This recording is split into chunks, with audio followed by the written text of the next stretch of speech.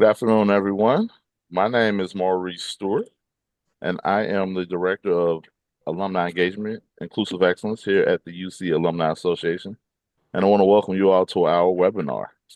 The UC LGBTQ Plus Alumni and Friends Network is excited to have you join us for this special event featuring two accomplished alumni. Learn about their journeys as LGBTQ advocates and the significant impact their work has had on the community. As an FYI, this program is part of the Alumni Success Series featuring UC alumni with subject matter expertise on a variety of topics. The information provided within this program is for informational purposes only and does not constitute legal, medical, financial, investment, tax, or any form of advice. The opinions, viewpoints, and beliefs expressed alone belong to the presenters alone and are not those of the University of Cincinnati Alumni Association, UC Foundation, University of Cincinnati, or UC Health. The information is provided as is. No representations are made that the content is error-free, and any reliance or actions taken or not taken based on this information contained in this program is solely at your own risk. Okay? So, with that, I would like to introduce, it's my great pleasure to introduce our two distinguished alumni of the University of Cincinnati, Jim Obergefell and Scott Knox. These individuals have made significant contributions to the fields of civil rights, law, and social justice. Starting with Jim. Jim is a renowned LGBTQ plus and civil rights activist, author, public speaker, and the lead plaintiff in the landmark 2015 U.S. Supreme Court case, Obergefell versus Hodges, which legalized same-sex marriage nationwide. A graduate of the College of Education, Criminal Justice, and Human Services, Jim holds a degree in secondary education and German from UC. His unwavering commitment to equality led him to co-found Equality Vines, the world's first cause-based wine label supporting equal rights. Jim also serves on the board of directors of Family Equality and is the producer of the Just Married Project. And as you can see, Jim is actually in California right now. Welcome, Jim. Thanks, Maurice. Great to be here. Yes, yes. And next, I'd like to welcome Scott Knox. He's a highly respected attorney specializing in LGBTQ plus legal issues, estate planning, Social Security disability, SSI benefits. As the sole proprietor of Scott E. Knox Attorneys at Law, he has successfully argued cases before the Ohio Supreme Court. Scott's impressive credentials include a master's degree from the UC College of Medicine, which we do want to learn a little bit about that because medicine, law, I want to know. I want to see what the parallels are there. Um, and a law degree from the UC College of Law. His dedication to serving his community is evident through his involvement on the boards of the Library Foundation of Cincinnati and Hamilton County, the Ohio Lesbian Archives, and the Holocaust and Humanities Center. Please join me in welcoming these extraordinary individuals, Jim Obergefell and Scott Knox. So, we're going to go right into the discussion, which I'm actually going to stop sharing my screen. Uh-oh. All right. All right. So we'll go right into the discussion. So I'll start with you, Scott, and then go with you, Jim. Can you share a bit about your time at UC and what led you to choose UC in the first place? Scott? Sure. Happy to. Hello, everybody. Glad you're here. I I'm a little off track in my career. I came out here in 1980 for a one-year master's program at the medical college. Just as an aside, my old chemistry, I was working in a hospital lab in New Jersey and fully expected to live out my whole life in Jersey. And an old chemistry professor, about 9 months after I graduated, called me up and said, "Hey, I see this program in industrial hygiene, which is kind of occupational disease stuff, and I think it's a good fit for you. Let's have lunch." So his kindness in doing that changed the course of my life. There have been probably five people who have really redirected my life, and each one has been a teacher, which I think is significant. So I got accepted at UC College of Medicine for an occupational disease master's.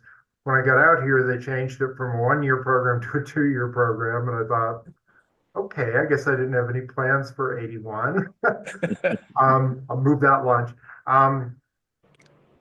And my track was to be to work in occupational disease. I worked for 2 summers as an intern at Delco Moraine doing air sampling for lead and asbestos and figuring out control technologies.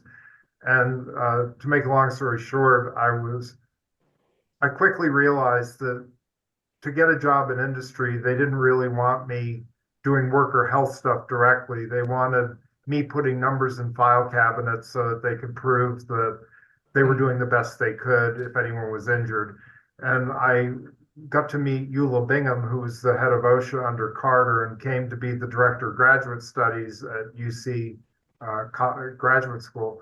And I was working with her and whining incessantly about how bored I was with my job.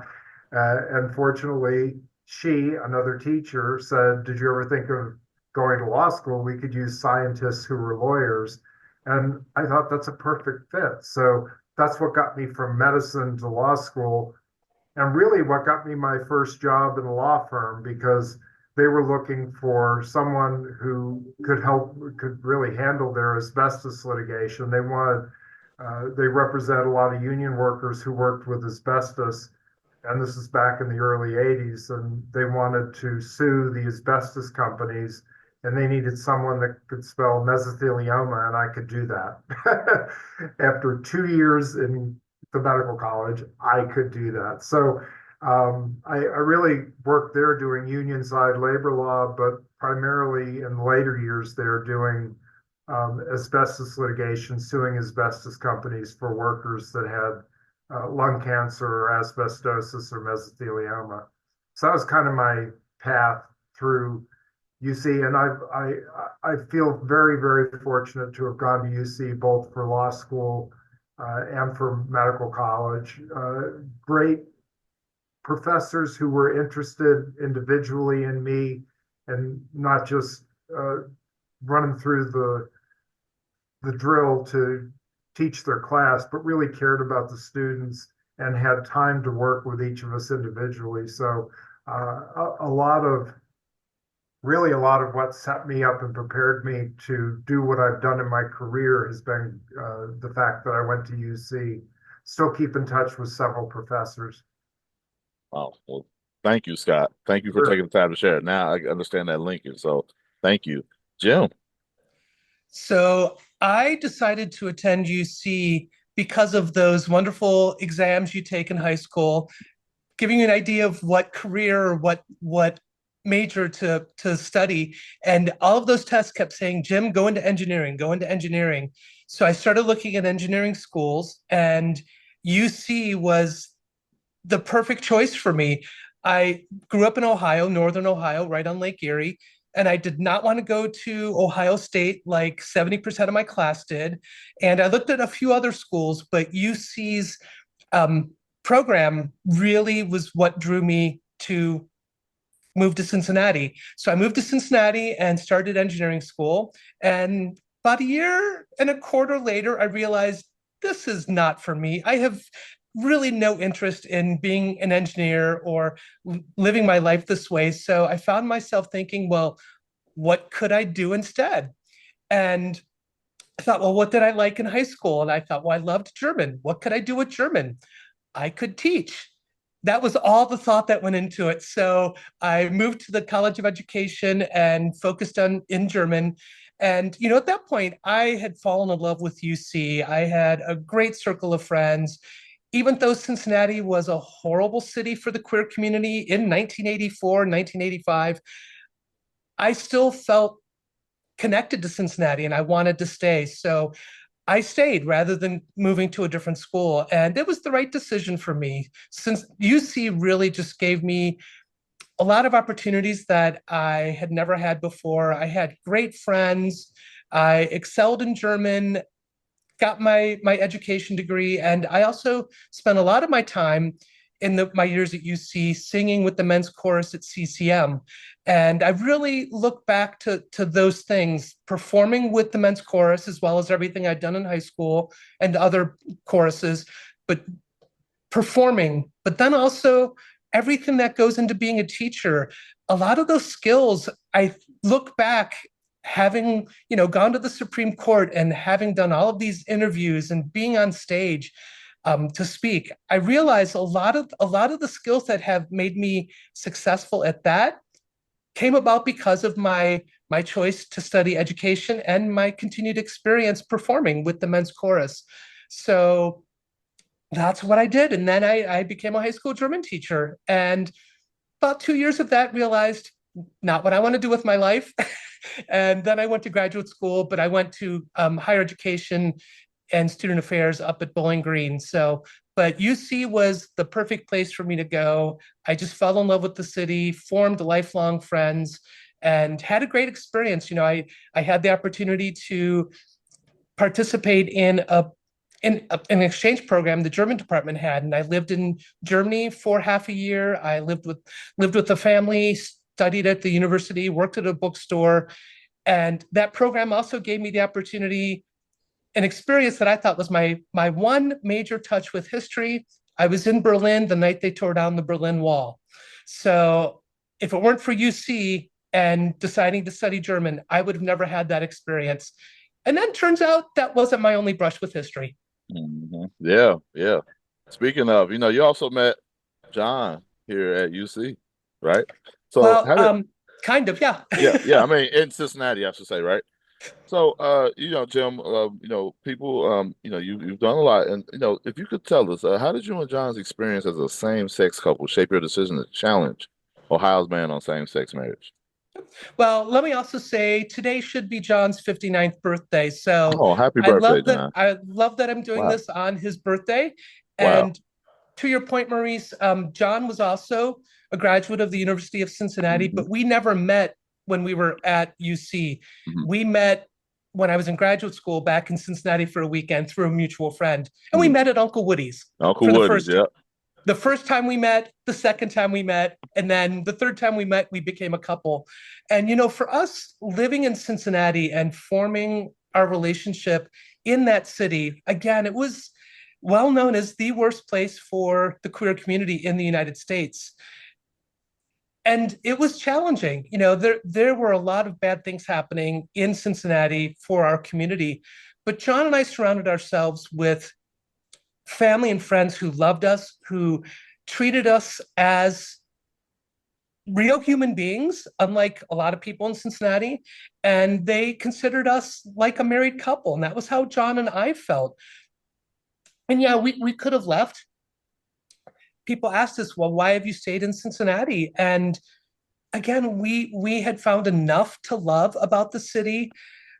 John's family, his parents were both from Northern Kentucky. He was born in Chicago, but he moved to Cincinnati when he was 7. So he loved the city. We were engaged and involved in the city. And it was important for us to stay. It's where our lives were. And we just made the most of it as we could, living in Cincinnati as a gay couple. And it was the right decision. I'm glad we stayed in Cincinnati. It was the right place for us to be. And certainly we had our challenges, like any queer person in Cincinnati did back then. But we kept going forward. We built our life together and were involved and cared about the city. And we didn't let attitudes drive us out. Absolutely. Yeah. And eventually you made the decision to challenge the Ohio ban on same-sex marriage. Can you talk a little bit about that? Absolutely. So John and I talked about marriage early on in our relationship. Mid 90s, we talked about how we both wanted to get married, but we agreed we didn't want it to be just symbolic. We agreed that we would only marry if and when it actually meant something legal. So at that point, we thought, we're never going to have this opportunity. Well, then in 2011, John was diagnosed with ALS, Lou Gehrig's disease. And that disease progressed fairly quickly. He went from using a cane to a walker to a manual wheelchair to an electric wheelchair. And then in April of 2013, we started at-home hospice care. And that was a moment when we had a discussion, but it wasn't really a discussion because we were on the same page. We did not want to put John in a facility because as an openly gay man with a partner, same-sex partner, we had no idea how John would be treated in a facility. So we made the decision to do at-home hospice care. And I was his full-time caregiver, other than about 5 hours a week when the nurses visited. And then on June 26, 2013, I was standing next to John's bed holding his hand as we watched the news, and word came out that the Supreme Court had struck down the Federal Defense of Marriage Act. That was the federal law that defined marriage as only between one man and one woman. And in their Windsor decision, they struck that law down. And that was the moment, as that news was sinking in, I realized here's our opportunity to get married and have the federal government recognize us.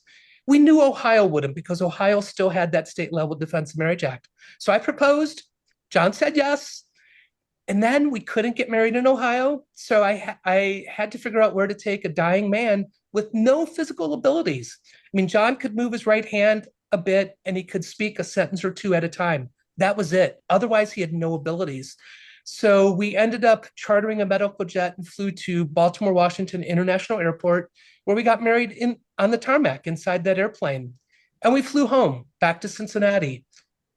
That was all we wanted to do. We just wanted to get married. We wanted John to die a married man. We wanted to use the word husband and have it mean something. Well, then we were introduced to a local civil rights attorney, Al Gerhardstein, and he came to our home and he pulled out a piece of paper during our conversation. And that piece of paper was a blank Ohio death certificate. And Al said, do you guys understand that when John dies, his last record as a person, his Ohio death certificate will be wrong? Because here where it says marital status at time of death, Ohio will say John was unmarried. And here, this field for surviving spouse name, Jim, your name won't be there. And that was because of Ohio's Defense of Marriage Act. And we, as I mentioned, we knew Ohio wouldn't recognize our marriage, but that was abstract. This blank death certificate made it real, made it hurtful, made it harmful. And when Al asked if we wanted to do something about it, John and I said yes. And that resulted in suing the governor of Ohio, John Kasich, and the attorney general, Mike DeWine, to say our marriage deserves to be recognized on John's death certificate at the time he dies. Wow. Thank you. Thank you for sharing that. Scott, share with us what inspired you to focus on LGBTQ plus legal issues, and how has working in this area influenced your career? I kind of, like many things in my career, I kind of got drawn into it, which is really similar to what happened to what Jim just explained. It's been a series of moments where I've thought, if I don't do this, who's going to do it? So I was on track I was doing my union side labor law stuff, my asbestos litigation, but at the same time, I was becoming more active in the gay community. And this was around the same period that Jim was referring to. It would have been the early to mid 80s. And that was when HIV was really coming on strong. So at that time, I was involved with Stonewall Cincinnati. I was on their board, which was really two organizations, a human rights organization and a political action committee. And I was doing a lot of the legal stuff. And as a lawyer, being active in the gay community, I had more and more people coming up to me and saying, my partner and I have been together for 30 years, and he's dying from HIV. And back then, if you were diagnosed, you were going to be dead within 9 months to a year, really. And they were afraid, justifiably, that the dying person's family was going to swoop in and take everything, and they needed legal protections. So at that time, kind of what Jim referred to, there was a lot of bias in Cincinnati against gay couples. So I was never comfortable that I could I wasn't doing estate planning at that point. I was doing asbestos litigation, but I started learning estate planning because I didn't know who I could refer these people to where I thought they would be respected. And I heard stories of them being disrespected, of instances where it happened. I heard there was a lot of ignorance about HIV even then. We have a wonderful probate court. I get along great with them. They're good, smart people. But back then, the first time someone filed a will that was from someone with HIV, the clerk put it in a plastic bag.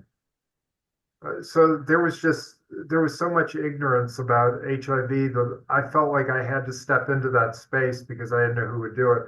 And same thing with discrimination cases. I hadn't been doing those, but I was getting people calling me saying that they were fired because they were HIV positive or harassed. Different things were going on. So I got involved in the really community of lawyers that were doing that and learning techniques to protect unmarried same-sex couples, because you had to be imaginative with it back then. Because it was funny. I would tell my clients, we have to line up all these weird, elaborate legal protections for you as if what we're doing was robbing a bank. That usually the government tries to protect couples and families and to make them stable. And it's exactly the opposite of what they did with like a lesbian couple with kids or a gay male couple. Everything was aimed at destabilizing those couples and not giving them any rights. So it always struck me as ironic that we had to jump through all these legal hoops. But what's always landed on every nerve I have are bullies and arrogance. And back then, our world was full of both. So I got very involved with gay politics, and actually Jim's attorney Al had become a good friend, and he came to me when Jim, I don't even know if you knew this, but when that case was going on, he said, I need more plaintiffs. I don't want to sue with just one person. This was, like Jim said, the death certificate case. So I happened to have a client that had just passed away, and his survivor was not real interested in the idea of being in litigation, but I talked to him and convinced him that this was the right thing to do, and he did. So they had another one there. And then I also asked Al if he was interested in a funeral director, because a friend of mine, Robert Grun, wonderful guy, and his claim in that case was, I'm a funeral director and I want to know, can I list this gay couple as being husbands on the death certificate without getting in trouble for filing a fraudulent death certificate? So he had a claim, and there was really a different than Jim's or the other clients, but with the same tenor that we need to know the legalities here. And by the way, Al was brilliant in the way he went about this. He didn't just file a suit to invalidate the ban on gay marriage. He picked off death certificate first, then he filed a separate case picking off birth certificates, and then went for the whole thing. He's really one of my legal heroes. He's one of the most strategic attorneys, and I was very honored when the word came down that there was going to be a decision in the Obergefell case. I was thrilled that I got to be in Al's office to listen to the result and then to run down to probate court to watch the first marriage done in Hamilton County. The first, not marriage, but marriage certificate be issued by the court. I had gone down there to talk to the judge beforehand to make sure everything was going to be good. And our Hamilton County probate court with Judge Winkler, I don't tend to be a Republican at all. He's a Republican judge, and he's absolutely wonderful.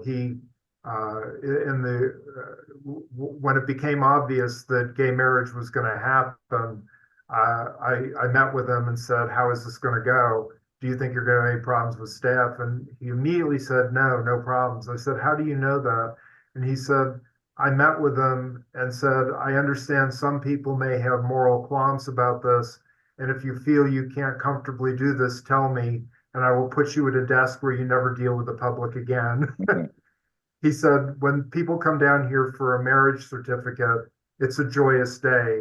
And I don't want people just doing their job and shuffling paper. I want them smiling and genuinely happy for this couple. And that's the way it's worked here.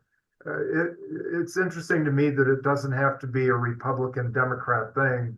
I wrote a letter to the editor about it that got published because it was the way law should work. You respect the law and you don't fight it, and you don't just push paper. You enthusiastically enforce the law.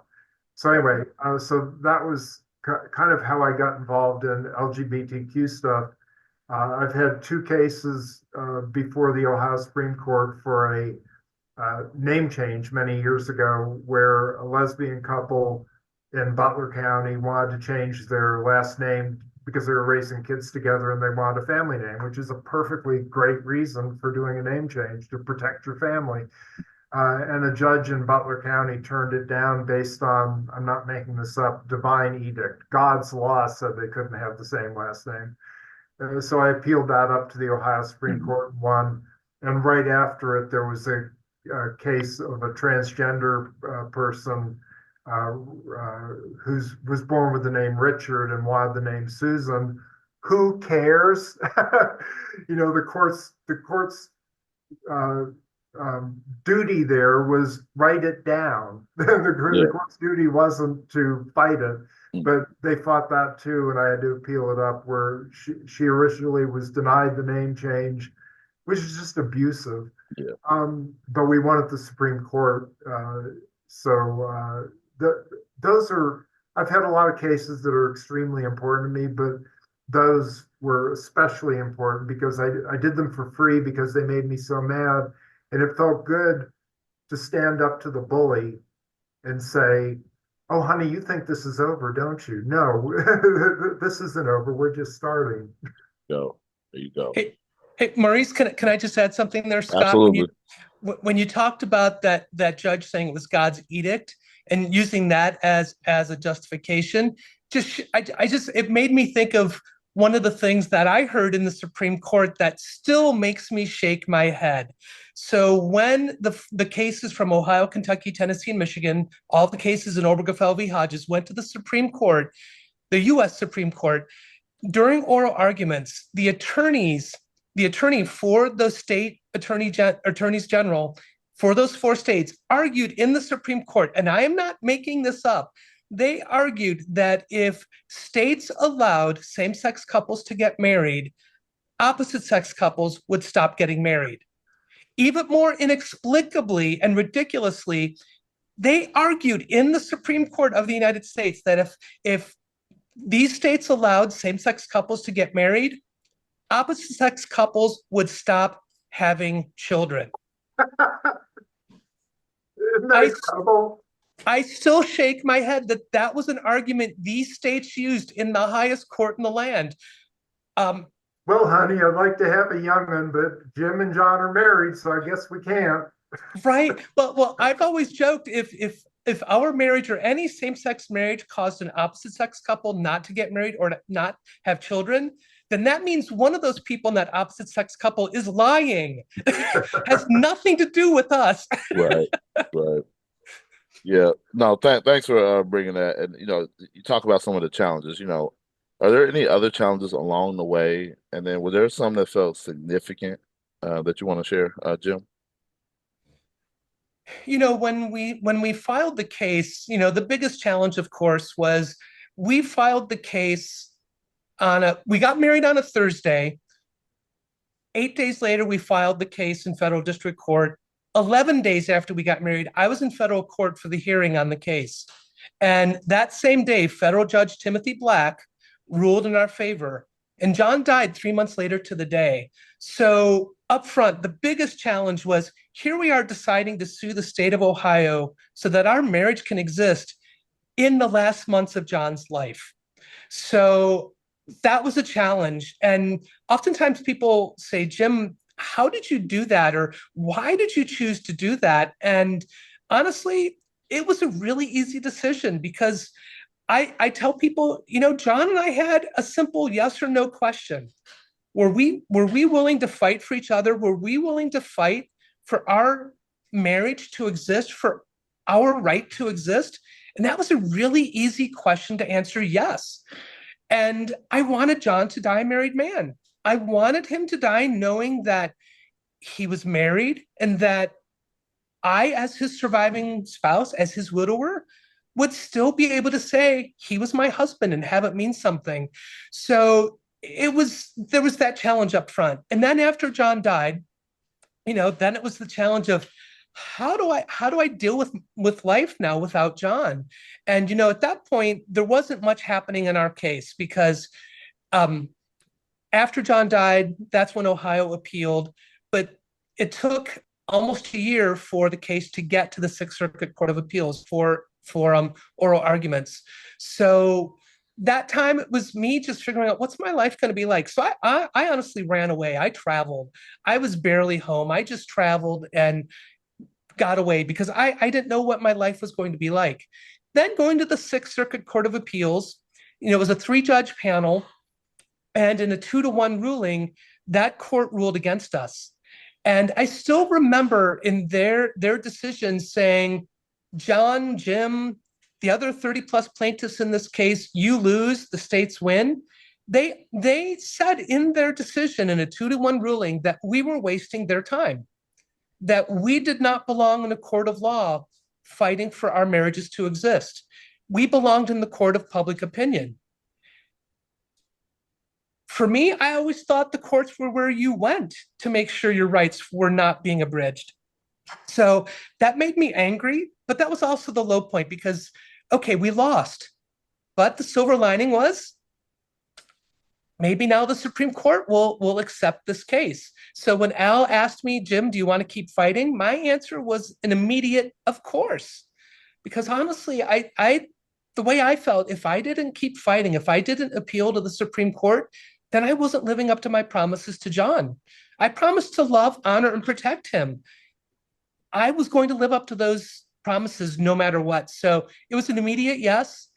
And then it's a bit overwhelming to learn that, yes, there's a case, you're going to the Supreme Court, but then to find out that the case is going to carry your name, that's really overwhelming. And for me, I had no idea how the Supreme Court decided how consolidated cases. Again, these were 8 cases from 4 states. There were all of these different case names. Why is it Obergefell and not one of the other cases? Well, I learned that it's all a matter of timing. Al filed our appeal. He filed cert with the Supreme Court on Obergefell 10 minutes before the Tennessee attorney filed the appeal with the Supreme Court on the Tennessee case. So it has nothing to do with anything more than timing. So when Al said, Jim, this will likely be known as Obergefell v. Hodges, it's a bit scary. It's overwhelming. Yeah. But I joke, I did a good thing for all future Obergefells. People will know how to pronounce our name. Obergefell. So, Yes. but yeah, I mean, I honestly had, it was the loss. It was the loss at the Sixth Circuit. It was John's death. Those were the low points for me. Outside of that, I had nothing but incredible experiences across the country, especially around Cincinnati, just seeing the joy on people's faces because, again, Cincinnati had such a terrible reputation, such a terrible history of anti-LGBTQ plus animus. People were so thrilled. They're like, Jim, number one, we love that there's a case that could make marriage the law of the land, but we love even more that it's coming from Cincinnati and it's a Cincinnati story. So I had nothing but incredible experiences everywhere I went with this case. I feel really fortunate. That's awesome. Thank you, Jim. And thank you for sharing that. Thank you for sharing. Scott, share with me, how has the ruling shaped your legal practice? And has there been any major shifts in the LGBTQ plus legal issues since the decision? No, pretty much life as usual. No, I'm kidding. Yes, it was monumental. By the way, first off, I've told a million people this, but I don't know if I've ever told Jim this. I've been continually so impressed. You have to keep in mind that when all this happened, Jim was grieving. Mm-hmm. Jim had a spotlight on him, especially as soon as the win. And you've always very much kept your feet underneath you. I think a lot of people wouldn't deal with that combination very well, but you've kept your feet on the earth and you remain just this very kind, great spokesperson. So that's always impressed me because I've always been very aware that you got the spotlight on you right when you're going through grief and everything else at the low point in your life, and you managed to do it right. Thank you, Scott. That means a lot. And I guess I just credit my family and my friends. They kept me grounded. They kept me honest. That doesn't always happen, so that's great. But yeah, Thank the you, way it's Scott. changed my practices in many ways. I mean, the, there are so many things that are dependent on marriage. So I'm doing a ton of step parent adoptions now. So you have lesbian couple that has a kid by artificial insemination with an unknown donor. Before, we had to do these fairly complicated, very flawed co-custody agreements to try to give the non-bio mom rights over the child. It was imperfect, but it was the best we could do. And it was expensive for the clients. They had to have separate counsel. So another attorney named Lisa Meeks and I did tons of those. But once marriage came around, you couldn't do a step parent adoption before the couple could be married. If they were an unmarried couple, bio mom could give up all of her rights to the child to non-bio mom, but they couldn't share the rights without being married. Marriage meant they could share parenting rights. So I've done, oh, probably 20 step parent adoptions for mainly lesbian couples because women have all the eggs. So I've done a lot of step parent adoptions for them, which gives them total adoptive parent rights for both of them, so that they're both full legally parents. The other ripples that that includes are big ripples. About a year ago, I got Social Security to recognize the non-bio parent. It was kind of a weird fact situation, but couple got together before gay marriage, broke up before gay marriage, had kids together before gay marriage. So when the non-bio mom died, the kids were not out. Social Security turned the Mm. kids down for benefits through the non-bio mom, saying, well, they weren't married, so she wasn't really a legal parent. And I made the argument that because the Supreme Court in Obergefell said that it was unconstitutional. It was always unconstitutional not to recognize that marriage. It was unconstitutional. So I just put on evidence that this couple would have married if they could have. They had lots of indications of that. Exchanged rings, testimony from people that knew them, testimony from the doctors that treated the kids saying, oh, yeah, they talked about how they wish they could marry so that she could be a full legal parent. So we get the benefits for the kids, and that's only because of the Obergefell case. Jim, I don't know if you have any sense for that. How many times can you imagine the matrix of how many people, like my Social Security, these minor children, got rights because of your case, and you will have no way of knowing all the tendrils None. out there. But what a wonderful, I'm getting chills just talking about that. What a wonderful feeling to know that all these people that you'll never know about in your life have been positively affected by the case. Um, Yeah, I love it. It's amazing. yeah, but so yes, it's affected every part of my practice. And every time a Clarence Thomas makes a crappy comment about wanting gay marriage to go away. Now, what gives me hope there is that was in a concurrence and he didn't have anyone signing on to it. But I don't think we should get, like Jim says, I don't know that we should get too comfy.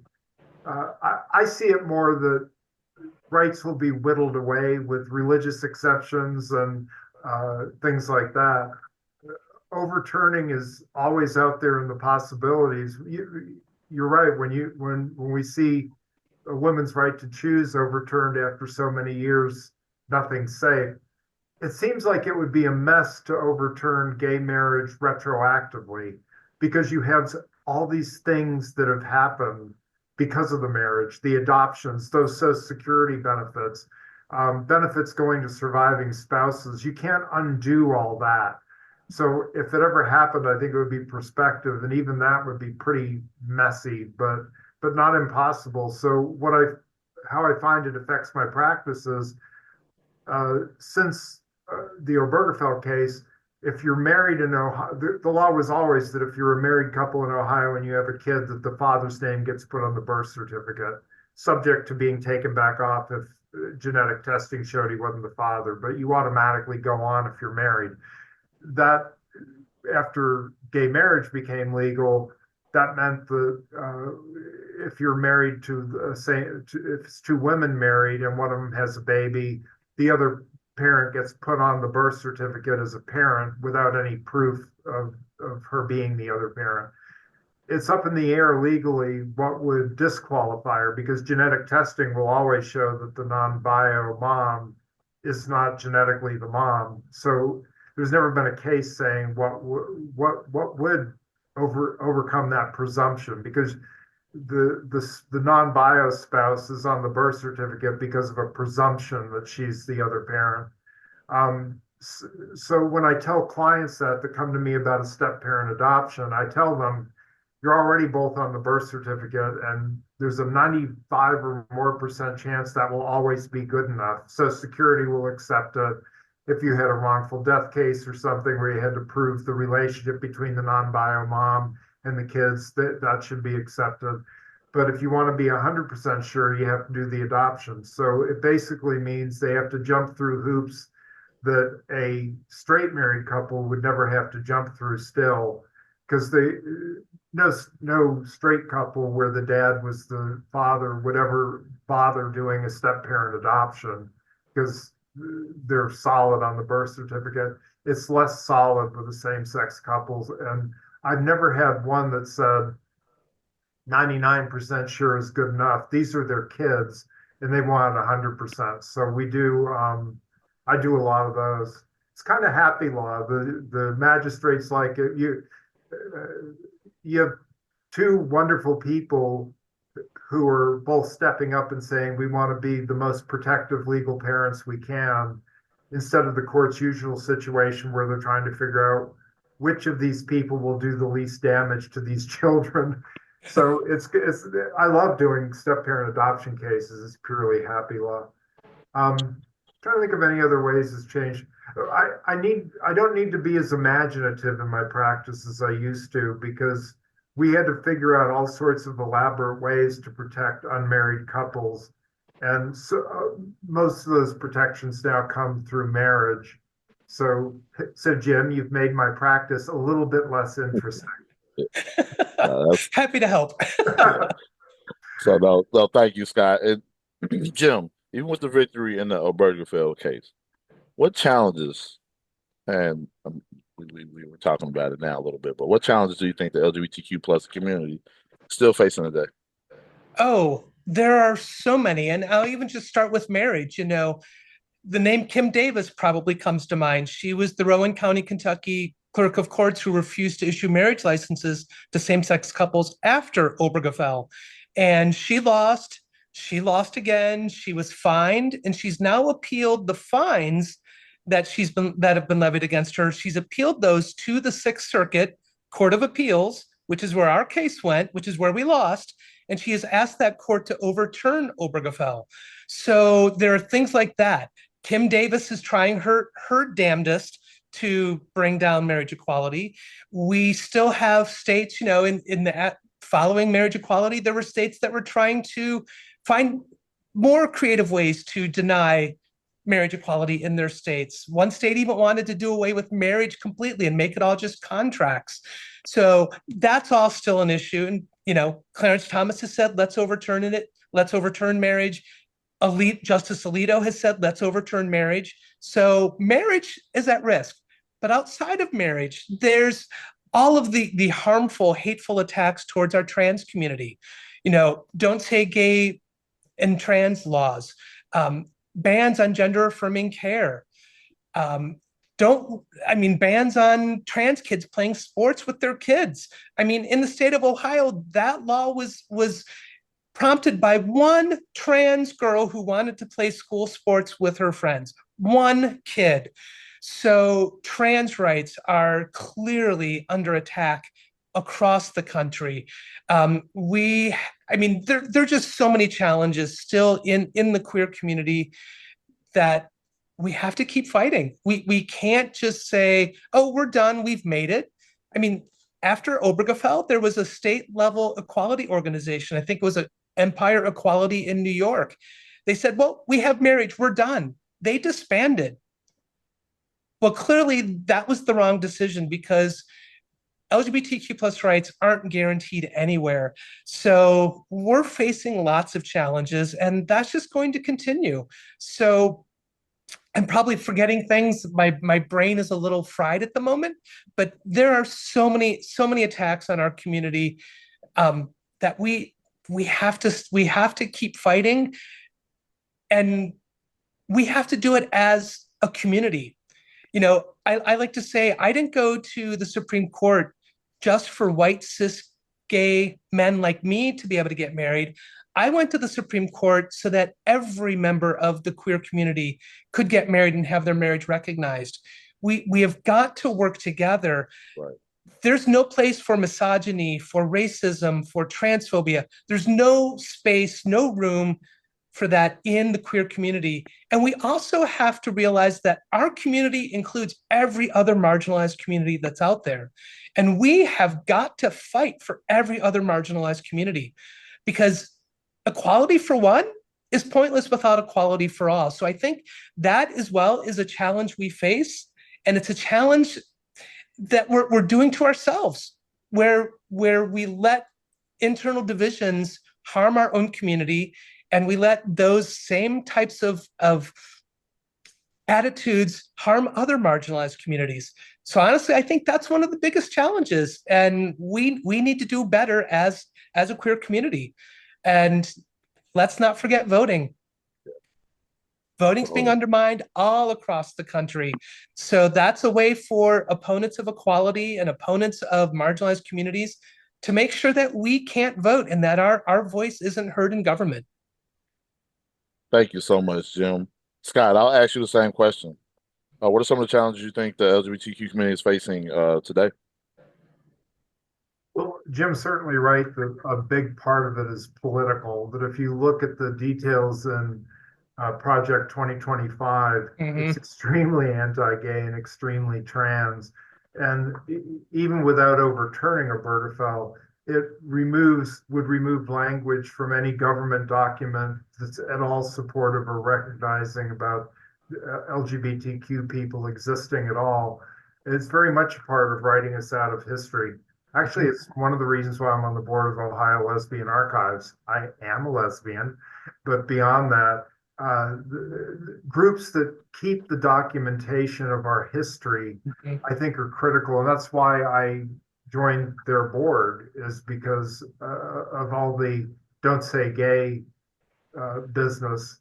Believe it or not, there's still courts that will make illegal decisions on cases. I've been told, like I do step-parent adoptions, like I mentioned here in Hamilton County. I've heard that in Montgomery County, the probate court judge will not allow them, that she's fundamentalist, and if it's a same-sex couple, she'll deny it. And you immediately think she can't. That's not a basis to deny an adoption in Ohio. But you figure, okay, well, if she denies it, she goes into it with a bias, looking for a reason to deny it, uses that garbage reason, and they have to appeal it up. Great deference is given to the trial court's decision. So they have an uphill battle. It's going to be expensive. It's going to go through a court of appeals that's not necessarily sympathetic. It's going to end up at the Ohio Supreme Court, which is damaged horribly right now, that they routinely, on gerrymandering, have made illegal decisions that have been struck down in federal court. So they have no problem making illegal decisions at the Ohio Supreme Court. So what do you tell that couple in Dayton about their chances and how long it's going to take and how expensive it's going to be and what your chances are of winning? Because as a lawyer, you don't want to take a case that's going to make bad law. So what if you take that case, you appeal it up, and the Ohio Supreme Court makes a crappy decision that you can't appeal anywhere? You've just fought the good fight and made bad law all at the same time. So the bad guy wins there. And the other is exactly what Jim was talking about. Transgender people are still absolutely discriminated against under Ohio law. A lot of people don't know, but 2017, myself and a few other lawyers went to the Ohio Department of Health to tell them that we were one of 3 states in the country that wouldn't allow transgender people to modify their birth certificate to correct it for the right gender. Every other state, you could, if you were, for instance, male to female transgender person, and your birth certificate said male on it, you could get that changed to female. And again, it's record keeping. People sometimes are too easy to cross the line and think there is some moral judgment there. There isn't. It's changing an M to an F on a birth certificate. There's no moral judgment there. So we went to them. We said, you can do this without legislative action. They met with us, but ultimately ignored us. And actually, Jennifer Branch, who worked with Al Gerhardstein on Jim's case, is a good friend of mine, and we drafted a complaint to sue ODH because she'd already done that for Jim's case. That was a suit against the Ohio Department of Health. So we were all ready to sue in federal court to force ODH to grant birth certificate changes for transgender people. And I found out that the Ohio ACLU, who were wonderful, were doing the same thing. And they asked us if we could not file because they were filing. So we did let them file. They got a decision, but unfortunately, the decision they got from federal court didn't say um, uh, probate courts, you have to allow these. It said Ohio Department of Health, you have to stop disallowing transgender birth certificate corrections.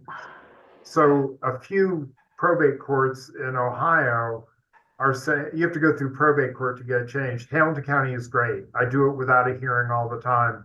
Most of the big city probate courts are great, but a handful of the probate courts saying, you came to me to ask for an order to correct the birth certificate. The federal court case is interesting, but it just tells ODH what it has to do. It doesn't tell us we have to do anything, so we're not doing it. So again, it gives the court an opening to be difficult. So there's a case pending before the Ohio Supreme Court right now about that issue, about whether technically the question before the court is, do they have the power to order a change in the birth certificates? I'm hoping they don't step outside of that and say they don't. I've been encouraging people who are transgender and need it done to get it done now, because again, I don't think it would be done retroactively. So I'm urging people, if they want to get it changed, do it now. But the current situation is, if someone calls me and says, I was born in Cincinnati, can you help me with this? My answer is yes. No matter where they live now, you can file it where you were born. But if they were born in another county that I'm not familiar with, we have to check with that county and see if they're allowing these.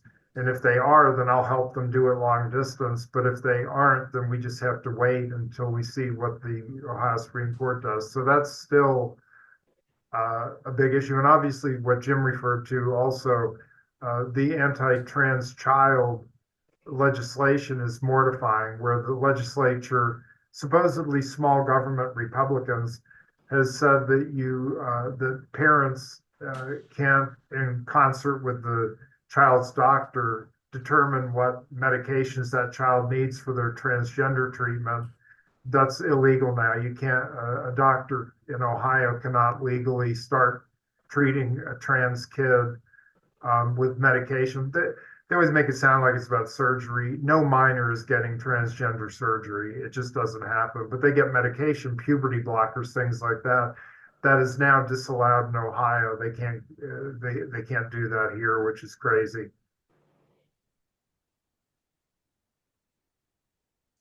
You're on mute, Maurice. Thank you. Thank you, Scott, and thank you, Jim.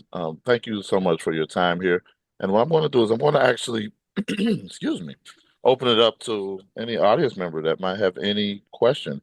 If you want to raise your reaction and raise your hand, I'll unmute you. Yeah, I'm doing a webinar right now. What did Guardian? Yep. What I'll do is I'll allow folks to be able to do that. One moment. And don't be shy. I'm an open book, so ask away. Yes.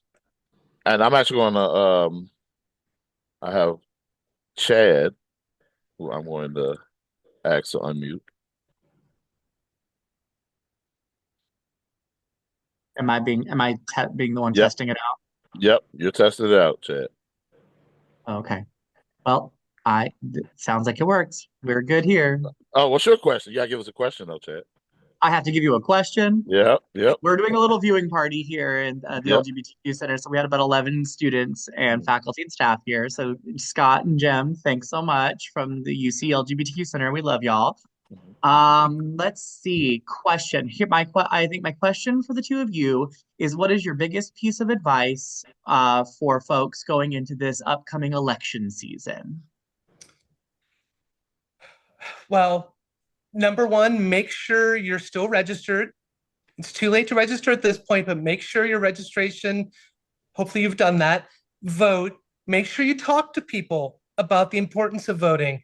Make sure you help others understand how much is at risk for the queer community, for all marginalized communities. But if you're a member of our community, make sure the people who know you, who love you, understand just how much is at risk in this election. And then don't just vote in this election because it's a presidential election. Make sure you vote in every single election, because the only way we can create a nation where our government and our judiciary actually look like us and accurately reflect us as a people is when we vote in every single election. So vote every single time you have that opportunity, and make sure you're talking to people. Help them understand just how important this election is for our community. Thank you. Scott? Absolutely, and educate yourself about the candidates.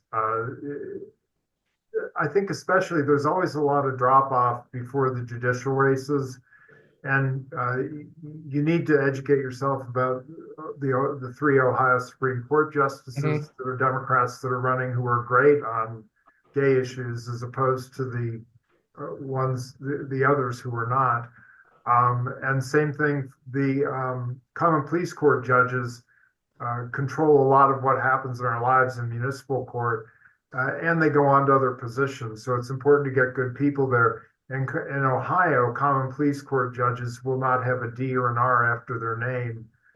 If anyone wants a list showing who's who, I would be more than happy to email that to you. I'm at scott@scottknox.com, because sometimes people go in thinking, well, I'll just vote for all the Democrats or whatever. And they're not all listed. They're not all designated on the, but Jim's absolutely right. Educate yourself about candidates, and not only vote for the right people, but if you have the means, support them with volunteer work or your money, and tell people. If you can contact 10 people and tell them, these are the candidates that are great on LGBTQ issues, you've just really made an impact. Awesome. Yes, and people should be able to unmute themselves and ask their question. So feel free.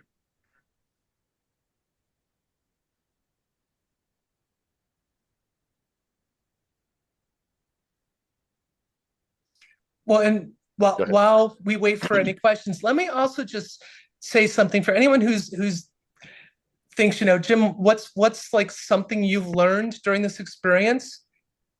Allies are everywhere, and you never know where we have allies.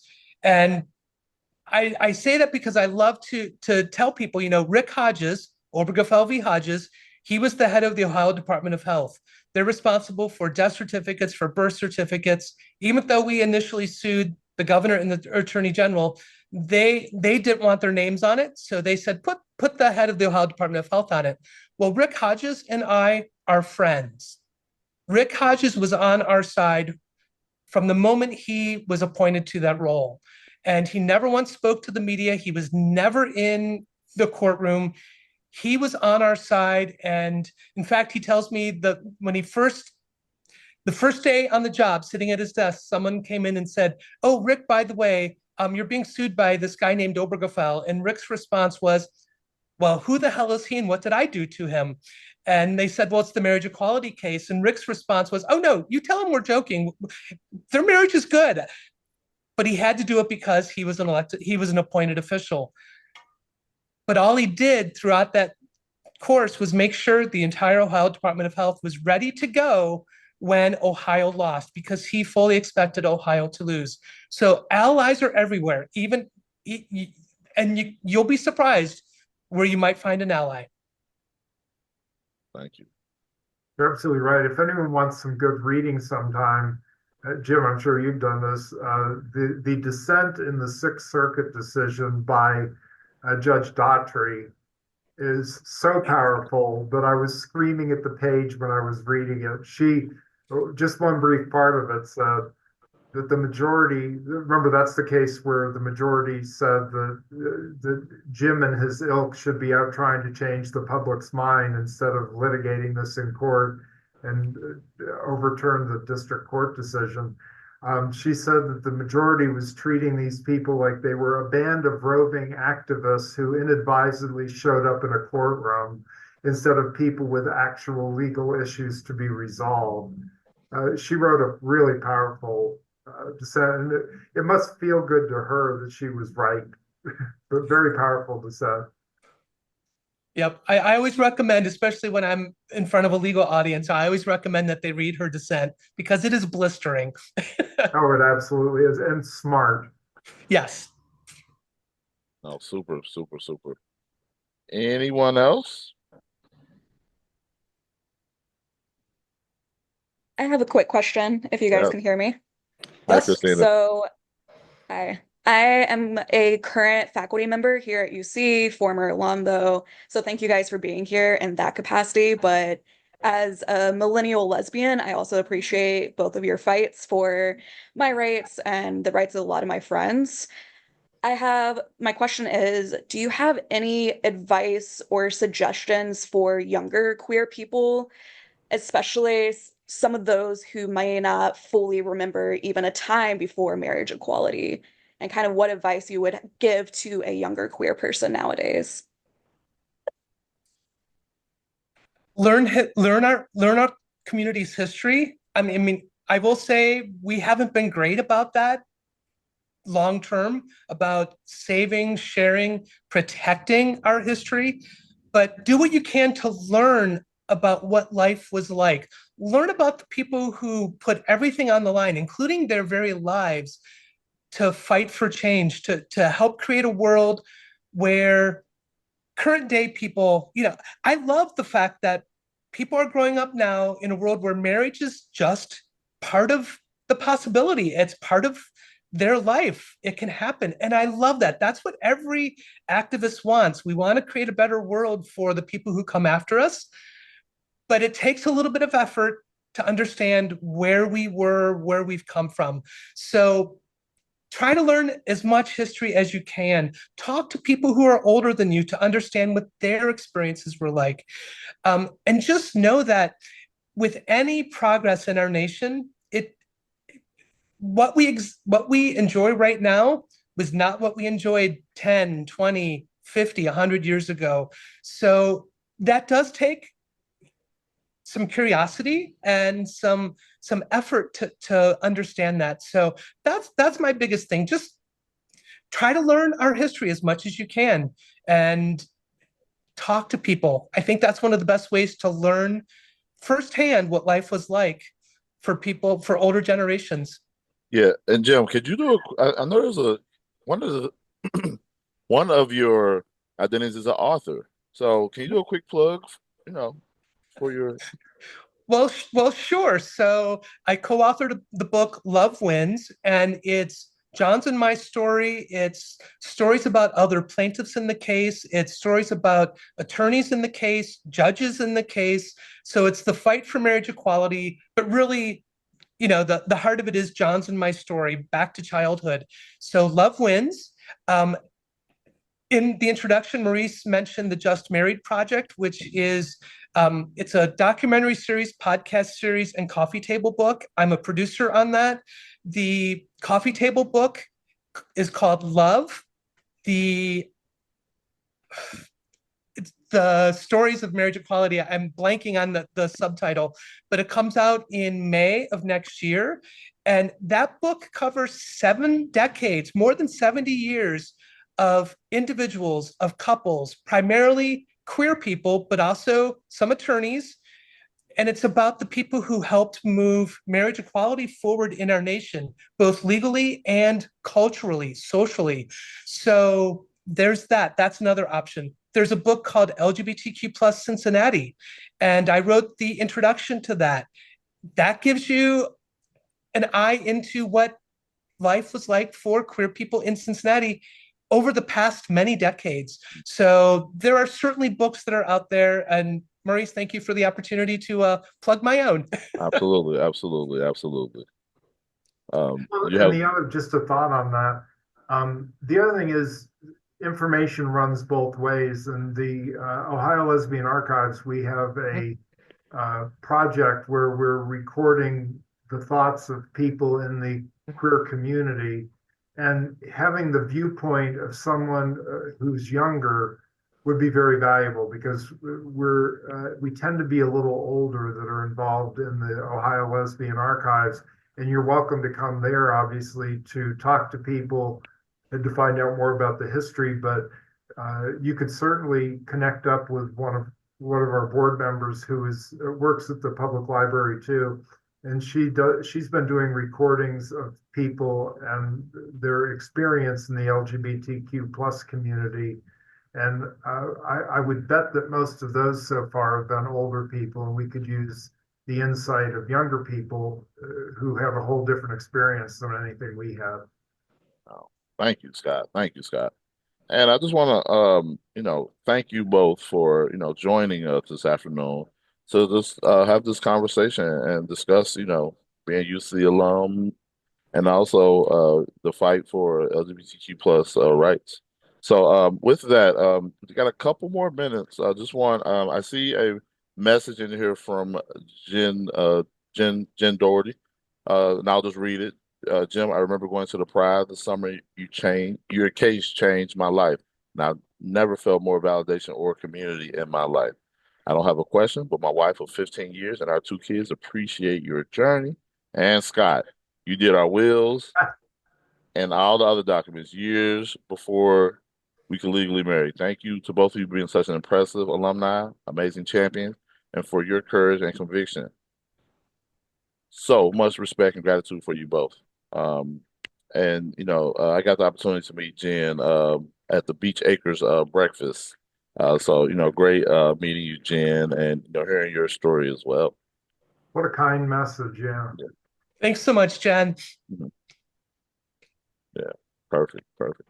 Anyone else? Going once, going twice. Oh, Maurice, before Yes, please. I do, Yes.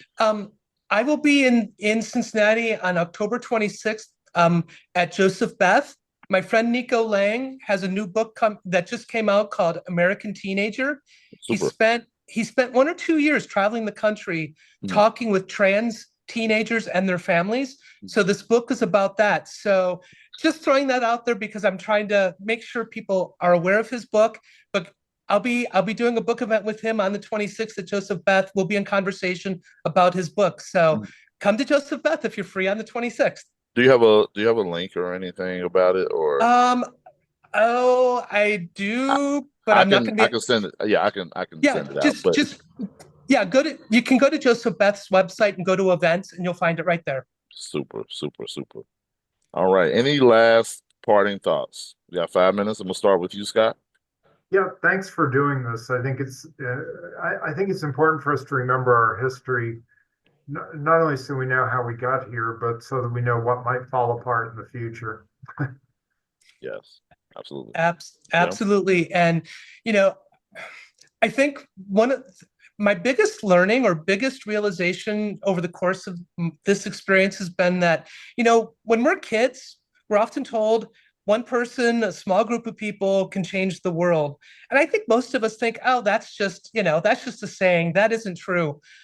Well, I lived it. So one group of people really can change the world. And if you find yourself in a situation where you can say, these are my values, this is what I believe in, this is what matters to me, if you have the opportunity to fight for it, please do, because you never know the impact you'll have.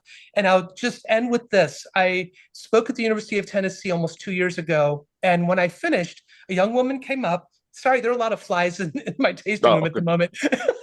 And this young woman came up and she said, Jim, I just want you to know, if it weren't for Obergefell v. Hodges, if it weren't for marriage equality, I would have committed suicide. So you never know the impact a decision you make can have on others. So you can change the world. All it takes is being willing to say, this is what I believe in, and I'm going to do what I can to fight for it. Yeah. Thank you, Jim. Thank you, Jim. And I'll just read Chad's message, thanking everyone and happy LGBTQ History Month. And if you're around main campus tomorrow around 4:30, join us on the Bearcat Commons for the National Coming Out Day photo. As many of you know, tomorrow is National Coming Out Day. So we'll have a photo, and then later on in the evening, we're going to have a viewing, a movie night at Nippers, the historic Nipper Stadium. So, and that photo will be on the Bearcats Commons. Feel free to stop by at 4:30 tomorrow. And then I'm going to share my screen really quickly. Where we at? Right here. And so, if you are interested in getting involved with the LGBTQ plus Alumni Friends Network, please contact me at my email there. I've also sent most of your email with this link. So great there. And then, as you know, next weekend we have homecoming. You know, there's a lot of things going on around campus, and we're going to be playing Arizona State. That's the game, but there's a lot of happenings and things around campus. Feel free to scan that QR code or go to our website. And click on the homecoming tab. Our website is alumni.uc.edu and /homecoming, and you will see all of our homecoming festivities. And you know, just a final, want to thank you all for joining us this evening, and I wish you the best and enjoy the rest of your day. Thanks so much, everyone. Thanks a lot. Good seeing you. Good to see you, Maurice. Thank you. Jim. Take care. Likewise.